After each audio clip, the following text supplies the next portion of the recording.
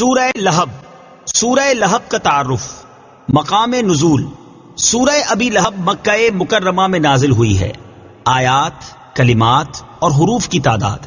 اس سورت میں 1 رکوع، 5 آیتیں، 20 کلمات اور 77 حروف ہیں.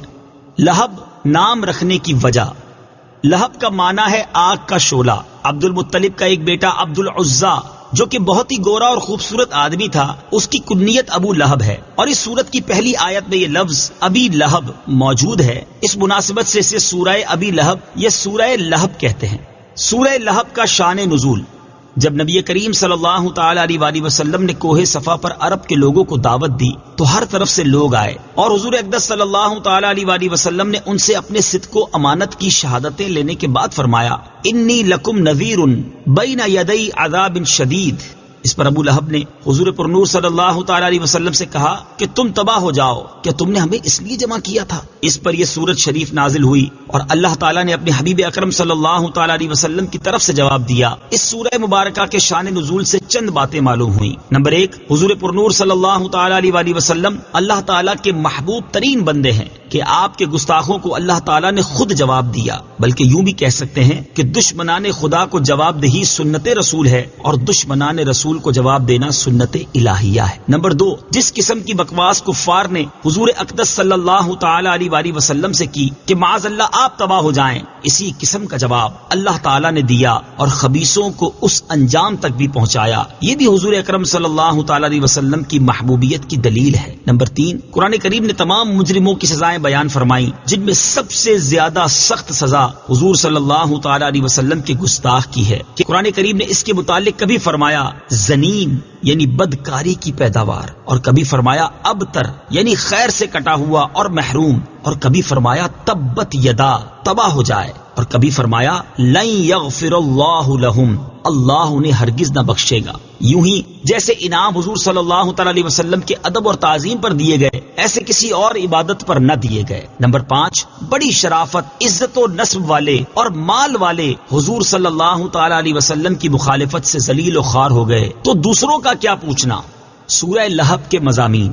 اس صورت میں بتایا گیا ہے کہ سید المرسلین صلی اللہ تعالی علیہ وآلہ وسلم سے دشمنی رکھنے اور انہیں ایذا پہنچانے کی وجہ سے ابو لہب دنیا میں ذلت و رسوائی کے ساتھ ہلاک ہوگا اور آخرت میں اسے جہنم میں ڈال دیا جائے گا، اور اسی طرح اس کی بیوی بھی اس عذاب میں اس کے ساتھ ہوگی کیونکہ وہ اس دشمنی میں اس کی مددگار تھی. سورہ نصر کے ساتھ مناسبت. سورہ لہب کی اپنے سے ماقبل سورت نصر کے ساتھ مناسبت یہ ہے کہ سورہ نصر میں اطاعت گزاروں کی جزا بیان کی گئی کہ انہیں دنیا میں مدد اور فتح حاصل ہوگی اور آخرت میں عظیم ثواب ملے گا، اور اس سورت میں نافرمانوں کے بارے میں بتایا گیا کہ وہ دنیا و آخرت دونوں میں نقصان اٹھائیں گے. بسم اللہ الرحمن الرحیم. ترجمہ: اللہ کے نام سے شروع جو نہایت مہربان رحمت والا ہے. تبت یدا ابی لہب وتب. ترجمہ: ابو لہب کے دونوں ہاتھ تباہ ہو جائیں، اور وہ تباہ ہو ہی گیا. تبت یدا ابی لہب وتب. ترجمہ: ابو لہب کے دونوں ہاتھ تباہ ہو جائیں اور وہ تباہ ہو ہی گیا. تفسیر صراط الجنان میں ہے ابو لہب کا نام عبد العزیٰ ہے. یہ عبد المطلب کا بیٹا اور سرکار دو عالم صلی اللہ تعالی علیہ وآلہ وسلم کا چچا تھا. بہت ہی گورا اور خوبصورت آدمی تھا، اسی لیے اس کی کنیت ابو لہب ہے اور اسی کنیت سے وہ مشہور تھا. اس کے بیٹوں عتبہ اور عتیبہ کے نکاح میں حضور پر نور صلی اللہ تعالی علیہ وسلم کی صاحبزادیاں حضرت رقیہ اور حضرت ام کلثوم رضی اللہ تعالی عنہما تھیں. اس سورت کے نزول کے بعد ابو لہب نے ان صاحبزادیوں کو طلاق دلوا دی. عتبہ کا واقعہ بھی بڑا عبرتناک ہے کہ اس نے حضور پر نور صلی اللہ تعالی علیہ وسلم کی شہزادی کو طلاق دینے کے ساتھ حضور صلی اللہ تعالی علیہ وآلہ وسلم کی گستاخی بھی کی، جس پر سرکار دو عالم صلی اللہ تعالی علیہ وسلم نے اس کے لیے ہلاکت کی دعا کی. چنانچہ ایک سفر میں بڑی حفاظتوں کا انتظام کر لینے کے باوجود ایک شیر نے اسے پھاڑ ڈالا. آیت میں ابو لہب کے دونوں ہاتھ ہلاک ہونے سے مراد اس کی ذات کی ہلاکت ہے، اور آیت مبارکہ میں ابو لہب کی ہلاکت کی پیشن گوئی کی گئی. چنانچہ وہ بدترین موت مرا اور وہ جنگ بدر کے 1 ہفتے بعد کالے دانے کی بیماری سے مرا، جسے عرب میں عدسہ کہتے ہیں. اہل عرب اسے متعدی بیماری سمجھ کر اس سے بہت بچتے تھے، اس لیے 3 دن تک اس مردود کی لاش پڑی رہی، پھول پھٹ کر بدبو دینے لگی. تب اجرت دے کر مزدوروں سے پھینکوائی گئی. ما أغنى عنه ماله وما كسب سيصلى نارا ذات لهب. ترجمہ: اس کا مال اور اس کی کمائی اس کے کچھ کام نہ آئی، اب شعلوں والی آگ میں داخل ہوگا. ما أغنى عنه ماله وما كسب. اس کا مال اور اس کی کمائی اس کے کچھ کام نہ آئی. تفسیر صراط الجنان میں ہے، مروی ہے کہ ابو لہب نے جب پہلی آیت سنی تو کہنے لگا کہ جو کچھ میرے بھتیجے کہتے ہیں اگر سچ ہے تو میں اپنی جان کے لیے اپنے مال و اولاد کو فدیہ کر دوں گا. اس آیت میں اس کا رد فرمایا گیا کہ یہ خیال غلط ہے، اس وقت کوئی چیز کام آنے والی نہیں. سيصلى نارا ذات لهب. اب شعلوں والی آگ میں داخل ہوگا، یعنی ابو لہب قیامت کے بعد دوزخ میں داخل ہو کر آگ کا عذاب پائے گا.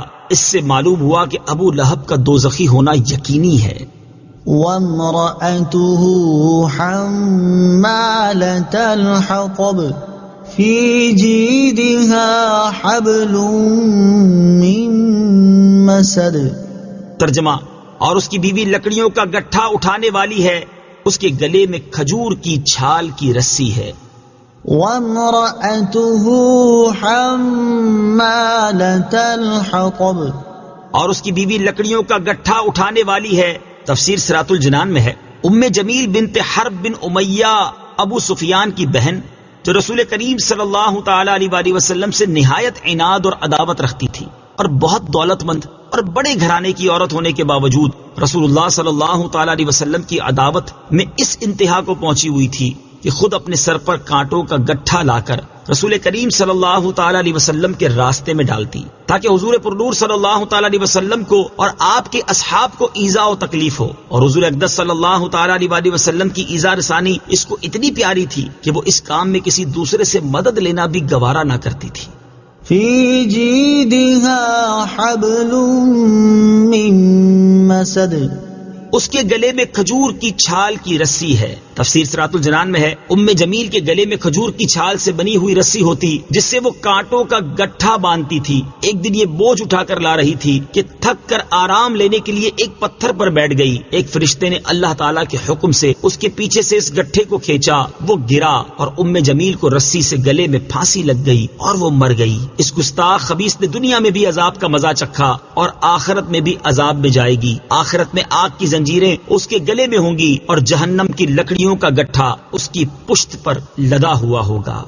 صدق اللہ